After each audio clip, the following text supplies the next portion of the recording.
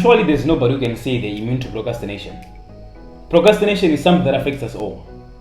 Some people tend to be affected more as compared to other people, or maybe should I say some people tend to procrastinate more as compared to other people. But the effects are more or less the same. People who tend to procrastinate more tend to be less productive, less effective as compared to people who do not or do less of procrastinating. But as they all say, procrastination is the thief of time. But I'm sure we all know that. It's now a cliche. But why is it we keep procrastinating when we know that procrastination is the thief of time? Procrastination, by definition, is delaying or postponing something or avoiding some certain tasks that you know you're supposed to be doing for something else. It's very easy if you have assignments from school, maybe you're reading, you're preparing for examinations, or maybe you've got a lot of work that you have probably from your job that you're doing, or there are certain projects that you're working on. But it's very easy for you to tend to procrastinate and say, you know what, I'll do it another time, not now, I'll just do something else right now. Our brain is wired in such a way that we tend to gravitate towards activities that give us immediate reward, that gives us immediate excitement, right? Something that gives us immediate gratification. It's very easy for one person, if they have a bigger task here, for them to just scroll all day on their phone, to be distracted by their phones, to be distracted by anything, television, games, or whatever it is. It's because those things tend to give us immediate results. They tend to give us that feeling of excitement immediately, almost immediately, as compared to some tasks. But some of the tasks that we tend to procrastinate, these tasks, usually they've got a greater reward in the long run. Sometimes you fool yourself and you say, you know what, I'm just going to do whatever that I have to do, all my tasks, I'm just going to study, I'm going to read one topic in bed, right? And most of the times we fool ourselves, we lie to ourselves that we're going to do this. But the moment you get into your bed, we all know most of the times you won't even read. You won't even do that which you plan to do, many a times. Sometimes you end up saying, you know what, I'll wake up tomorrow morning, I'll do that. And then you just go on your social site and then you just start scrolling down. And it's very easy for you to admire other people being productive on your social site, seeing what other people are posting, seeing the good things that other people are doing, or the productiveness of other people, yet you're not being productive. And many a times you don't even see that you're not being productive because you're on a phone and you're doing something, and sometimes you think, you know what, I'm doing something. Most of the times you're occupied. But being busy does not mean you're progressing or you're being productive. You can be busy yet you're not being productive. And that is what affects many people. So you can go on your phone all night, doing whatever that you do, and then you set an alarm and say, I'm going to wake up tomorrow morning and then I'll do whatever I do. Many a times when the alarm goes off, what do? We tend to snooze it. And by the time we wake up, it's already late. Most of the times we have to rush for something else. It could be work, it could be you have to go to school, and then you discover that you did not do your assignment or you did not do the tasks that you're supposed to do. But how best now can one at least try to overcome procrastination? The first key that you have to do is that whatever that you set to do, you've got to share that something with people that hold you accountable. When I thought of starting my YouTube channel, that was last year. But this time around, when I thought of doing it last week, I told a few of my friends. And those people held me accountable. And I had to live to my word and make sure that I fulfill that. So the moment you've got some tasks that you have to do, or even if you want to work out, or whatever the case may be, whatever it is that you want to do, it's very wise for you to tell people, maybe a few of your colleagues. Those people continuously ask you if you've done those tasks. And at least those people hold you accountable. And many times you tend to do it with people, or sometimes if it's an activity that can be done by a group of people, it's wise sometimes to work together as a group because sometimes you tend to be more productive. Sometimes if you work alone, you can easily feel demotivated, but sometimes when you join a group of people and you work towards one thing together as a group, you can feel motivated. But I know some groups do not work. Sometimes there are people who tend to be more productive if they're working alone as compared to when they're joining a certain group. But when you're joining a group, make sure you're joining a group that knows when to play and when not to play. Another key factor that you can use is that remove all your distractions. Sometimes you can try to study, you can try to do your work on your desk and you try to be focused, but as long as you've got your gadgets close by, that if the notifications stand on, it's very easy to be distracted. It's very easy for your attention to be divided. It's very easy to stop whatever that you're doing and maybe attend to your phone or your gadgets or whatever. So your phones and your gadgets, those things tend to give you immediate excitement. Almost immediate excitement as compared to reading and doing all that you do. So it's very wise to get rid of all the distractions before you do some certain tasks. Another thing that you can do is that working on big tasks sometimes can be very difficult. It's very wise for you to try and break down those big tasks into small manageable tasks. That way it's very much easier. You can feel motivated when you go for smaller tasks as compared to when you're faced with a massive task. Sometimes breaking the task into small segments is it's much easier, and chance of you accomplishing those things are very high as compared to just doing the things when it's loaded. Try to break it into small manageable components. The third point is that after having set these small little tasks, it's also very wise to now have a timeline for all the activities that you have planned. Set deadlines when some of those activities are supposed to have been done. But having a deadline and a timeline to some of the activities that you have to do, it tends to push you to do those things. As compared to if you're just working out of nowhere. You're just doing something, you just wake up and you say, I know what, I'm just going to do this, at least by end of day or maybe by tomorrow I just have to finish this. Chances are you tend to be less productive as compared to somebody who lays down what they want to do and then put dates that by such and such a time, by such and such a date, I should have accomplished such and such.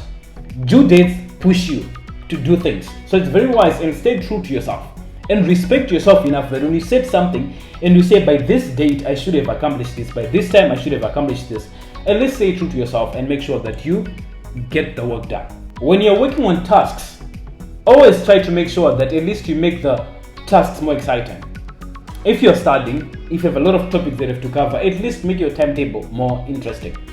I mean, there's no such thing that is as boring as trying to read a lot of chapters throughout the whole day.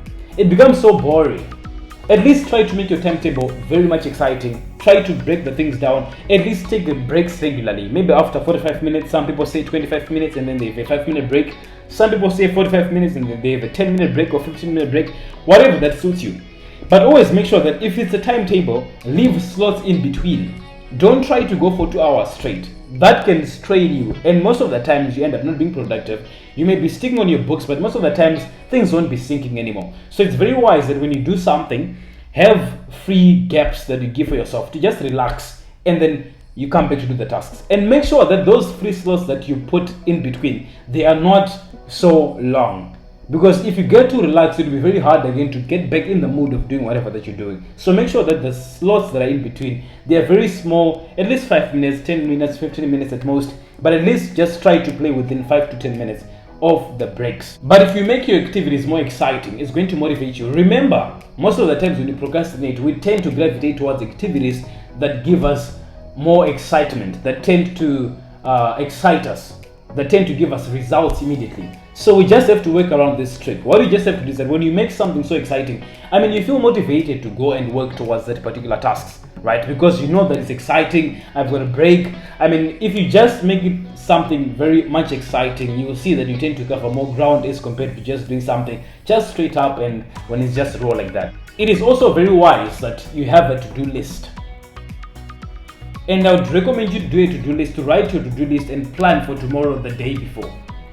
When you try to do things in one day and you want to start planning in the morning what you want to do that day, sometimes you won't really be concentrating. Most of the times you won't be as productive. But it's very wise for you to plan the activities that you want to do the following day prior. If you do them the night before and already you condition your mind and you know that I have to do such and such and such and such activities tomorrow, your mind can be geared up already for that. So make sure that you do your to-do list and plan the things the day before, read through them and make sure that when tomorrow comes, you're more prepared. Your mind is already geared. Your mind is already aware that you're supposed to do A, B, C, D. But when you do your to-do list, make sure that you highlight your top 20%. There are things that are really tough. But most of the times, those things that are tough are usually the ones that tend to give the most reward. So make sure that you always start with your most difficult tasks or the tasks that have the most impact in your life. If you're setting things like maybe I have to do planning, I have to go for a walk today, I have to start gymming, I don't know, whatever it is. But there are some activities that within your plans, there are some things that tend to have a lot of impact on your life. Start with those things. If you start with the small things, right, you might think that you're being productive, yet you're not being productive. Because you're covering, simple tasks that have less impact on your life. The easier tasks, you finish them last. It won't take you time. You just go through them because the bigger challenges you've already taken care of them. It is also very wise for you to reward yourself. It works very well for me. And even for many people, they've testified that the reward system works very well for you. Remember the activities that we talked about, that if you break down those little activities into small manageable segments, make sure that after every accomplishment of even small activities, you try to find a reward for yourself. I mean, that reward will act as a motivation for you to accomplish the task. It could be going and buying yourself something. I love that. Most of the times, if I'm reading, if I'm studying, or I've set a goal for myself, sometimes I can say that, you know what, after accomplishing this, let me just go grab myself juice, let me just go grab myself some nuts. I love nuts. You can say that maybe after this activity, I can go grab myself an ice cream, whatever it is, but always make sure that you reward yourself. You can say that, all right, I'll go on Facebook, I'll go on WhatsApp, I'll go on Instagram, I'll go on YouTube after having accomplished this task. I can watch a movie after having accomplished such and such a task. That way you'll see that you've got a motivation. But the rewarding system really works very well. And most of the times you feel energized to work towards something. It could be a game, for instance. Some people love games. Some people are just drawn into games. And sometimes if you're not careful, games can really take much of your time. Because when you're playing a good game and you're really into the game, you won't realize the time is moving. But at least if you place your game at the end of most tasks, you see that you tend to cover more tasks because you know that I have to play that game today. I have to win that level today. I have to pass such and such a level. So the moment you lay out your tasks and have a game at the end of those tasks, you see that you tend to cover more ground. But always make sure that you reward yourself. Whatever way, find a means of rewarding yourself. Some people love walking, some people love drawing, whatever the case may be. But always make sure that you reward yourself during the process. And make sure you celebrate the small successes. That way you feel energized, you feel motivated, because you know that at least I've accomplished something. You're giving your mind a reinforcement, an affirmation that at least I've done something. I was able to do this. I was able to accomplish this task.